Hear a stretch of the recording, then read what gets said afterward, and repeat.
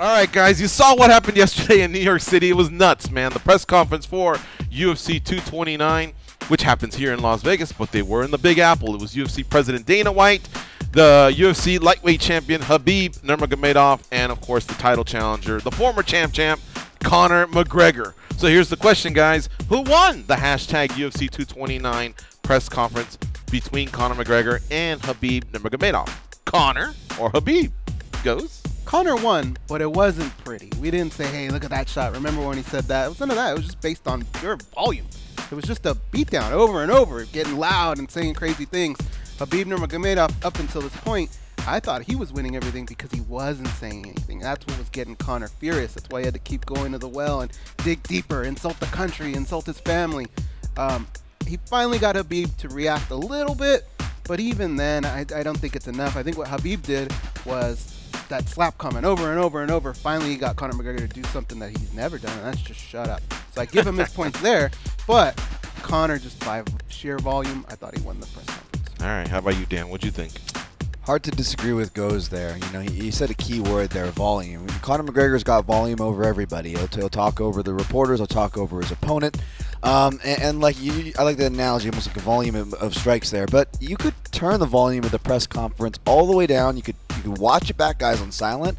And I'm still going to say Conor McGregor won that press conference because if you watch it back on silent, you're going to see one guy doing shots with the boss. I mean, you're doing shots with the boss. You're pretty much winning at that point. So hats off to Conor McGregor for this one, for what that's worth. Yeah, he insulted his country, his father, his manager.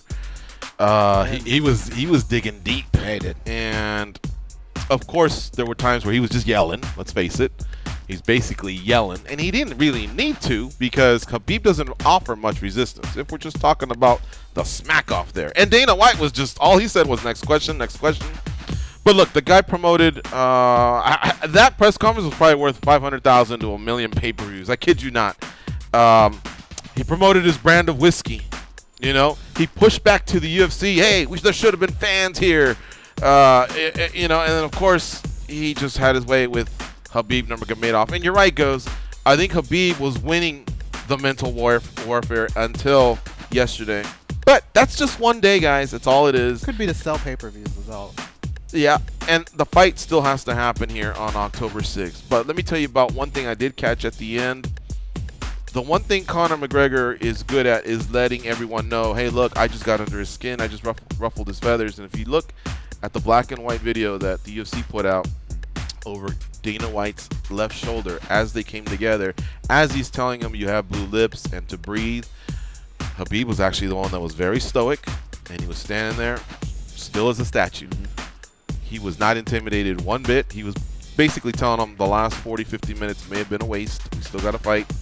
And Conor was the one that was actually catching his breath. You know, I know he's animated because he is a showman, and that does take you know, a little bit of physical energy to be yelling and to be getting held back by the boss and jumping around. But either way, you know, if anyone just catches the video and not the whole press conference, some may be convinced, holy cow, you look like the scared one, dude. But hey, we know that's not true. This guy attacks buses. He gets into everyone's face. He's challenged fighters in different weight classes. He's awesome. It was great to have Conor McGregor back, but I do side with Conor. So 3-0 here on this panel. And as far as the results, 68% agreed with Conor McGregor, 32% agreed with Khabib Nurmagomedov. I thought it would be a little bit more just because Conor's popularity, but a lot of people say, all right, no, I see some power there in what Khabib did.